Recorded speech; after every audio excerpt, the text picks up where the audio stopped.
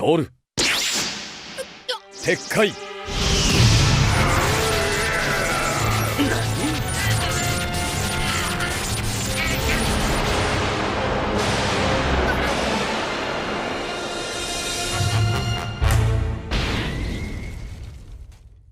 On nous l'a dit, on nous l'a répété, Kaido est bel et bien la créature la plus forte du monde et aujourd'hui, il nous le prouve, il n'a pas usurpé son identité ni son titre. Kaido contre Luffy a encore gagné. Bonjour à tous, voici Kamaltero et voici Kitaro. Et bienvenue dans, j'ose le dire, l'analyse du meilleur chapitre de 2022. C'est absolument fantastique, quel cadeau de la part d'Eiichiro Oda. Merci Kaido nous sort un inattendu, un spectaculaire absolument pas nécessaire pour pouvoir vaincre son adversaire. Personne ne pouvait imaginer que les drames du passé allaient ressurgir et même se répéter aujourd'hui. Kaido ne semble tout simplement pas pouvoir perdre. Vous le savez, on vous le répète depuis quelques semaines, la défaite dans un manga est importante, elle est même nécessaire. Et aujourd'hui, c'est grâce à cette nouvelle défaite, grâce à cette surprise, que Luffy va devoir se surpasser et nous montrer ce qu'il y a au-delà de l'imagination. Bienvenue donc dans l'analyse complète du 1042e chapitre de One Piece, une vidéo qui nous aura demandé beaucoup plus de travail que d'habitude. C'est pourquoi n'hésitez pas à bombarder les pouces bleus,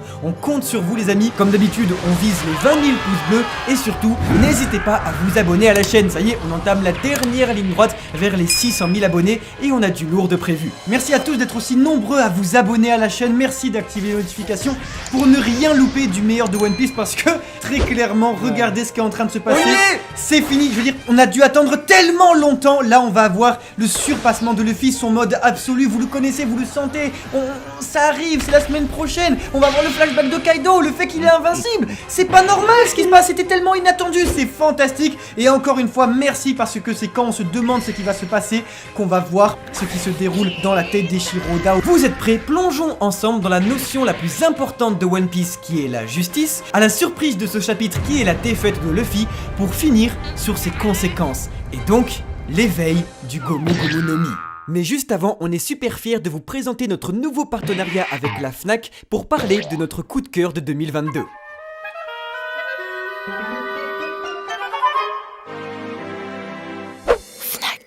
Pourquoi est-ce qu'il devrait me manquer? Je l'ai connu seulement 10 ans. Vous êtes prêts? On va parler de la toute nouvelle pépite au Japon, Frieren.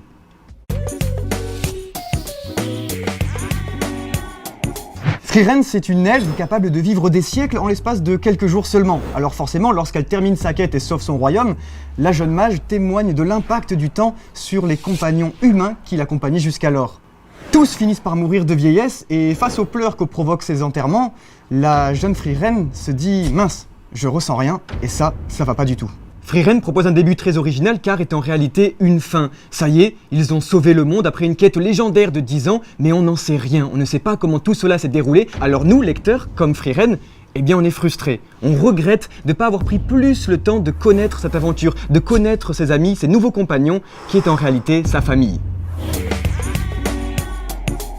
Frieren, c'est un monde fantastique aux petits oignons, mages, guerriers, nains et surtout un personnage principal féminin qui est une elfe et dont l'espérance de vie paraît tout simplement sans limite. Dès les 2 premiers chapitres, on va être plongé très rapidement dans une ode à la vie en rencontrant des personnages qui sont déjà en train de mourir. La nostalgie est donc très importante et les souvenirs plus encore. Frieren, ça nous prouve que même si c'était court, ça avait son importance et pour ça, rien de mieux que commencer son récit par la fin de quelque chose qui aurait pu être un excellent manga. Finalement, on est nostalgique de quelque chose qu'on n'a même pas lu. Fnac.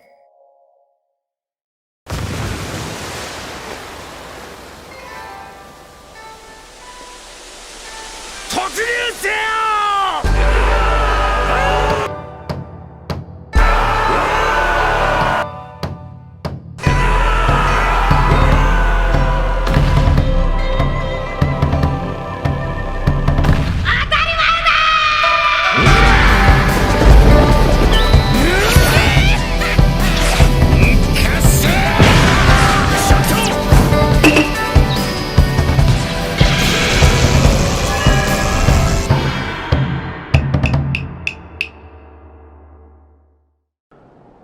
絶対的正義の名のもとに。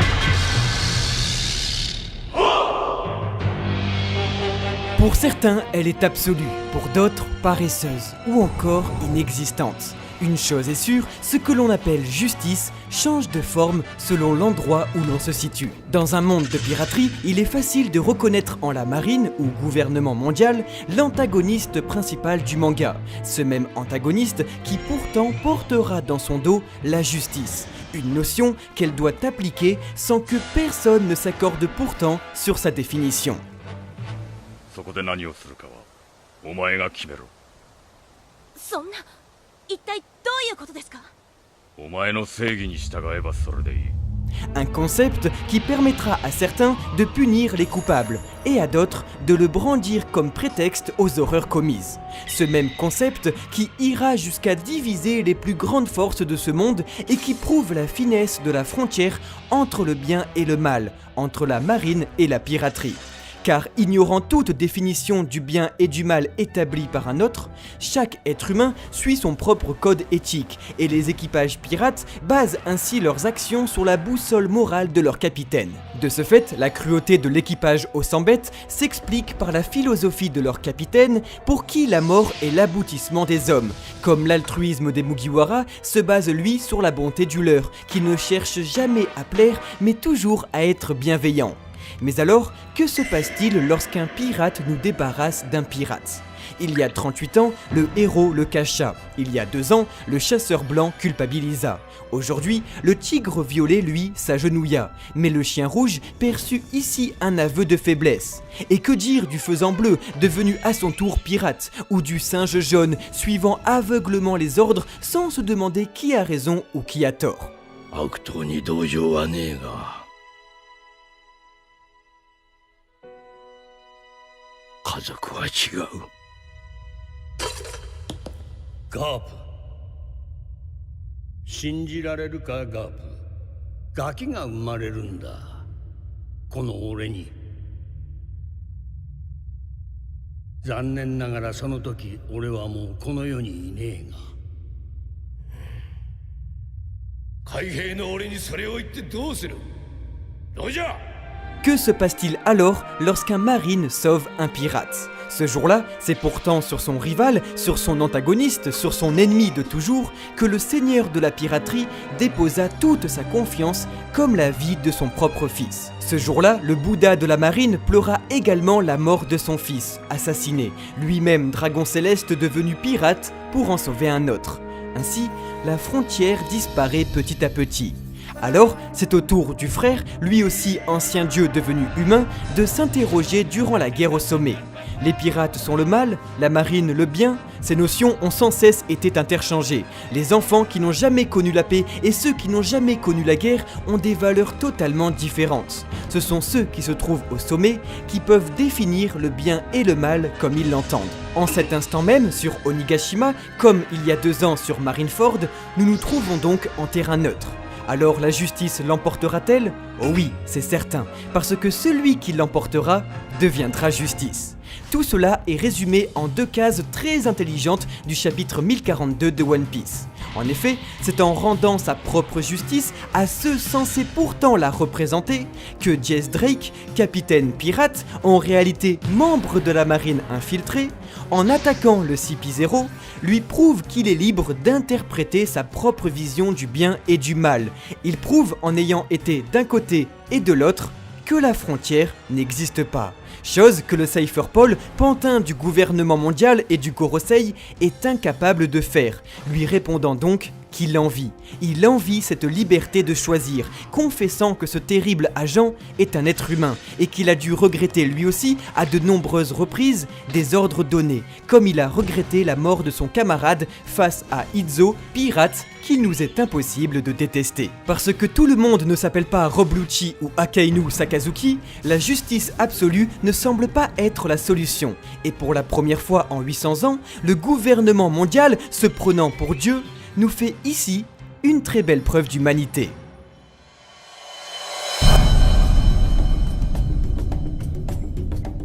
Quelle immense dinguerie les amis que ce chapitre 1042 de One Piece. Vous l'avez vu, on était avant sur l'analyse, juste après nous serons sur la théorie. Pour le moment, soyons juste sur le ressenti. One Piece c'est avant tout le déchaînement des passions et alors là, pour le coup, c'est totalement inattendu. Cette fin de chapitre, c'est un bijou, c'est un véritable cadeau. Parce que Luffy finira par être le roi des pirates, il finira toujours par se relever, il finira toujours par gagner. Cet inattendu, cette fin de chapitre, cette surprise fait qu'Oda a gagné. Il a réussi, ça y est, parce qu'on s'y attendait pas. On sait que Luffy va l'emporter, mais maintenant, il est impossible de savoir réellement comment. J'ai même envie de dire, on sait que Luffy va l'emporter, mais maintenant on est aussi sûr que Kaido n'aura pas perdu au fait. Ça fait vraiment plaisir parce que s'il y a quelque chose qu'on défend dans l'œuvre d'Eiichiro Oda maintenant depuis 6 ans, c'est qu'il veut que le destin de Luffy, qui à la fin sera le plus fort, le roi des pirates, voilà, ce sera le plus grand homme sur Terre, c'est quand même beaucoup plus intéressant si sur le chemin du coup, il y a des obstacles et des obstacles bien plus difficiles et bien plus puissants que lui. Finalement, c'est ça qui rend l'aventure si vivante.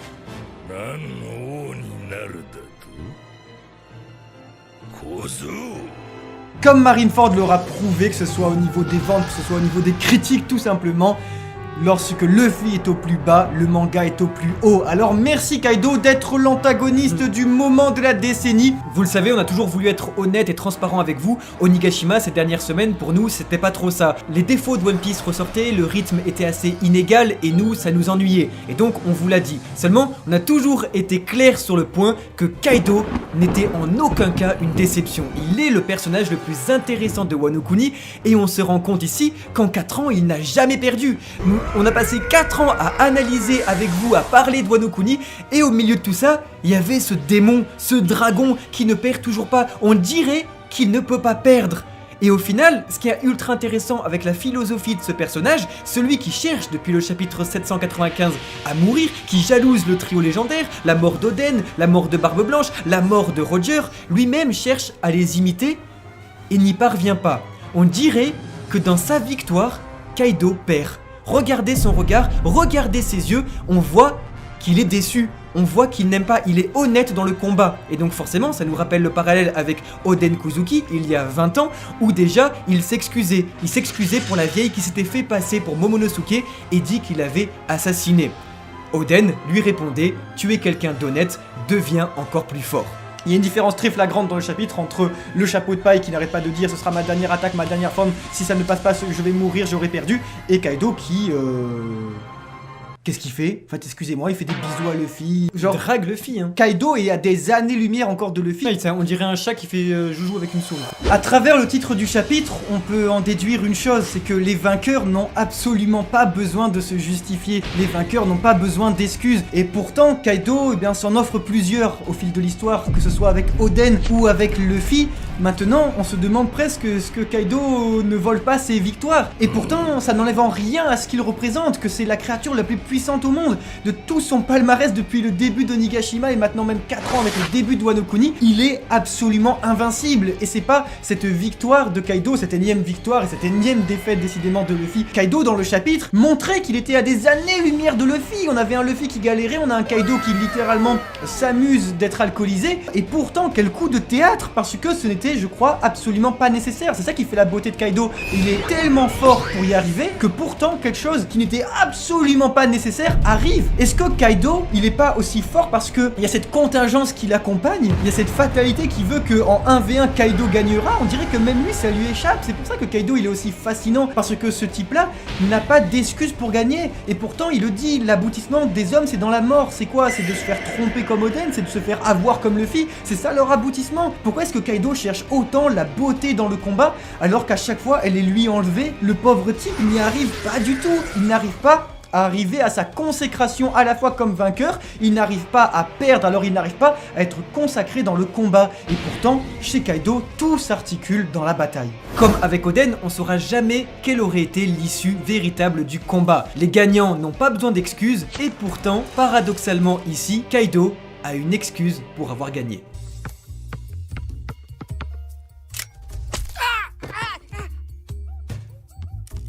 Oh, ça fait 1-0, amigo. T'as triché. C'est quoi le score, Chico? Ok, on continue à toi.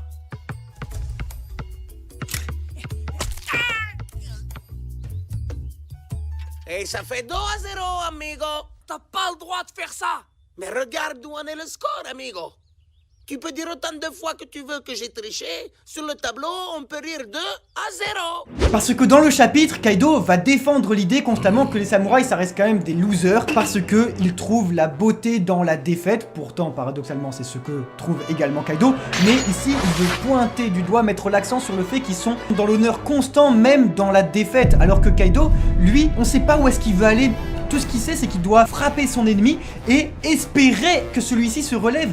Pourtant, il n'a absolument pas envie de perdre. Kaido, c'est ça qui est super bizarre, c'est que depuis le début de l'arc, depuis la connaissance de Kaido, ce n'est pas quelqu'un qui a envie de perdre. Jamais il a dit. Il dit qu'il va vous montrer comment est-ce qu'il est le plus fort, il dit qu'il va tous nous péter la gueule, mais pourtant, il n'a pas du tout envie de perdre et pourtant, il a envie de mourir.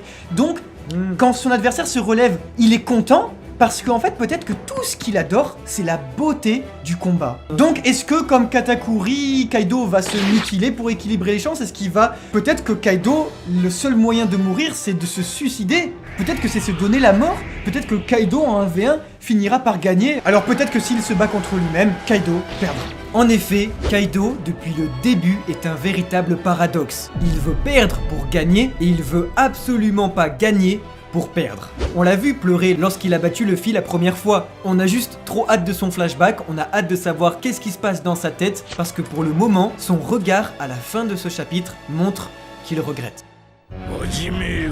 Vous l'avez compris, cette fin de chapitre fait un parallèle clair avec le chapitre 970 et la défaite d'Oden. Mais surtout, nous avons une injustice pour Kaido qui ne peut pas prouver au lecteur sa victoire. Parce qu'il y a une ambiguïté qui se crée, et nous, forcément, on va se dire... Bah, est-ce que Oden il aurait pas gagné là? Est-ce que Luffy là avec son coup il aurait pas gagné? Parce que le mangaka via Luffy nous le dit, cette dernière attaque, si elle ne fonctionne pas, j'aurais perdu. Mais il a pas pu la faire. Il a pas pu lancer son attaque contre Kaido. En plus on le voit, il est en train de gonfler une gigantesque attaque. Est-ce qu'on n'aurait pas eu un over King Kong Gun, et donc un King Kong Gun infusé de Haki des Rois, l'attaque donc de Luffy la plus puissante jusque-là, forcément. Et il a pas pu la faire. Vous voyez cette petite ambiguïté qui se crée, je trouve ça vraiment magnifique parce que de 1, ça va renforcer l'écriture de Kaido. On va aller tout de suite, vous allez le voir sur son flashback, on va en apprendre plus sur lui, sur sa philosophie, sur sa nature, qu'est-ce qu'il veut, qu'est-ce qu'il souhaite dans la mort et dans la défaite surtout. Qu'est-ce que veut ce personnage? Et en plus, eh ben c'est une surprise. Mais quelle dinguerie! Mais c'est trop bien pour Onigashima, c'est génial, je suis désolé, je suis à fond. Je suis trop content parce que ça fait déjà un nouveau souffle, on sent qu'on arrive à la fin et c'est 4 ans. Et je peux comprendre que pour certains c'était long, c'est long les arcs de construction d'Eiichiro Oda. Pour nous, ça nous a paru court parce que on était à fond dans l'analyse de tous les samouraïs, de tout le pays de l'harmonie, de tout ça et tout. Mais au final, c'est long 4 ans. Nos vies, elles ont changé en 4 ans, on a tous grandi, on a même vieilli et tout et tout. La dernière fois, c'était à Dressrosa que c'était passé. Ça avait duré 2 ans et demi, 3 ans. Et à la fin, on avait eu un Gear 4. Alors là, on y arrive, les amis. On y arrive, la suprématie totale de Kaido contre Luffy qui va devoir nous dévoiler de l'inédit. Ça y est, on y est au moment crucial, peut-être à l'éveil du Gomu Gomu no Mi. 妙だ。どうしたんです、ホーキンス船長。麦わらのルフィの生存確率が何度やってもゼロにならない。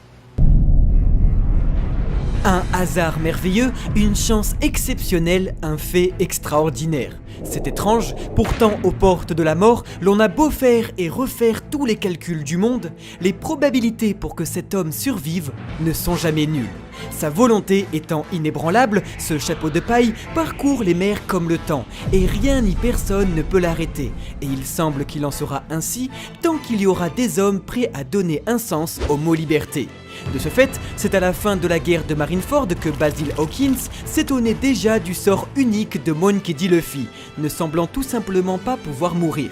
Alors, après une troisième défaite, record historique pour le protagoniste principal de l'œuvre, même après un léopard, un flamant rose et un crocodile, Luffy, après avoir perdu contre Kaido au chapitre 923, 1013 puis 1042, est tout simplement obligé de nous dévoiler de l'inédit. Il nous l'a promis, il est celui qui gagnera, et bien que l'empereur dragon aura tout fait pour prouver au monde le contraire, tout le monde semble croire en sa victoire.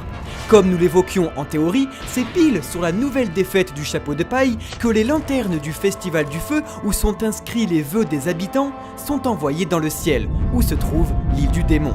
Luffy, à terre, pourrait donc, comme avec le discours de Sop à Enies Lobby, être une ultime fois galvanisé par la soif de liberté du pays. Parce que son entraînement à Ruscania par Rayleigh semble avoir ciblé le Haki, l'éveil du Gomu Gomu no Mi pourrait donc être une surprise pour Luffy comme pour nous lecteurs. En effet, toutes les attaques du chapeau de paille semblent avoir maintenant atteint leurs limites face à l'invincibilité même. Et c'est dans ce chapitre que la créature la plus forte au monde apporte un élément très important. Luffy semble changer la trajectoire de ses coups à volonté, et le caoutchouc n'est pas censé pouvoir faire ça. Il est vrai que nous nous sommes jamais réellement posé la question. Comme Doflamingo ou Katakuri face au Python puis au Snake Man, nous ne pouvions pas savoir. Mais celui qui était chez les Rocks, celui qui a touché du doigt les tabous de ce monde, semble le comprendre. Le Gomu Gomu no Mi nous cache quelque chose, et son éveil pourrait en être la clé. この能力の最上の技は人に永遠の命を与える不老手術だがそれをやれば能力者当人は命を失う Permettant d'offrir l'immortalité à quelqu'un, l'OP Openomi était activement recherché par le gouvernement mondial. Mieux encore, il est le fruit du démon le plus cher de toute l'histoire, car représentant une menace comme un pouvoir trop important. Mais ce fut également étrangement le cas d'un autre fruit, mais à un autre niveau, le Gomu Gomu no Mi, qui aurait donc, à l'instar de l'OP Openomi avec son opération de jouvence, une technique secrète, une technique si puissante que le gouvernement mondial a tout fait pour la garder cachée. Voilà pourquoi Wuzu avait fini en prison à Marijoise après son échec de le protéger. Voilà pourquoi le gouvernement le voulait à tout prix. Voilà pourquoi Shanks tenait absolument à le voler. Et voilà pourquoi le roux aurait donné son bras pour ce jeune garçon.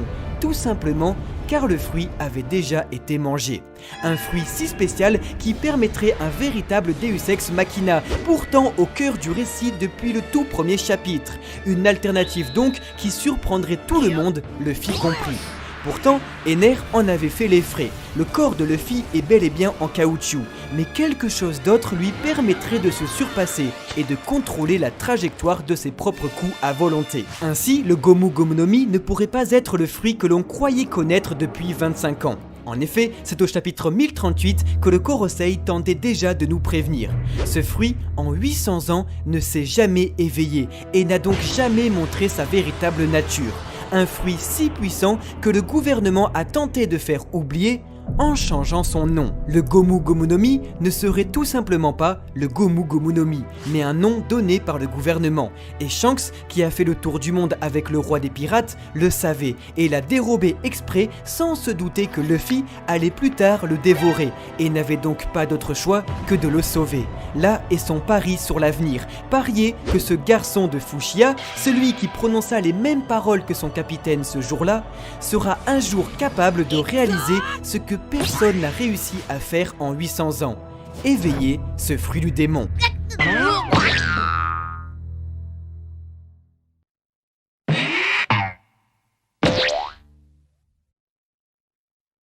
なんだ今の。Nous aurions droit au plus grand plot twist de One Piece après pourtant 25 ans de parution.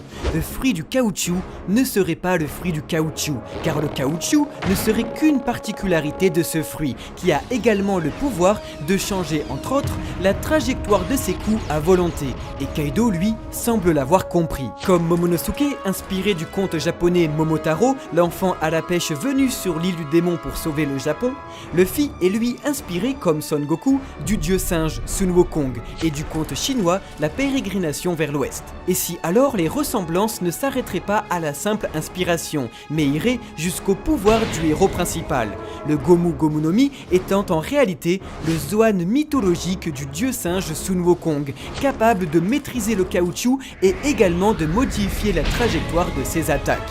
Il est assez émouvant que nous théorisions déjà sur le sujet il y a 5 ans. Bientôt, notre vieille théorie pourrait donc se réaliser, et là pourrait être la forme finale de Monkey D. Luffy, le dieu singe Sun Wukong, invincible, utilisant un bâton étant petit qu'il est capable d'étirer, remontant des cascades légendaires, s'entraînant durant des années pour transformer son corps en plusieurs formes, et allant jusqu'à, oui, déclarer la guerre aux dieux, comme à Enies Lobby, comme à Sabaody. Luffy, Sun Wukong, s'oppose à l'ordre établi, s'oppose à Bouddha, à ceux vivant dans le ciel, aux dragons célestes et leur gouvernement mondial.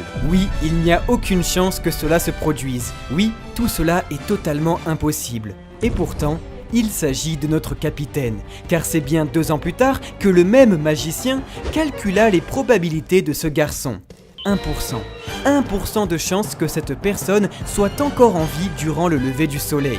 Et étrangement, l'on a beau faire et refaire tous les calculs du monde, les probabilités pour que cet homme survive ne sont jamais nulles. Cela ne fait donc aucun doute. Monkey D. Luffy va nous montrer ce qu'il y a au-delà de l'imagination et finira par se relever.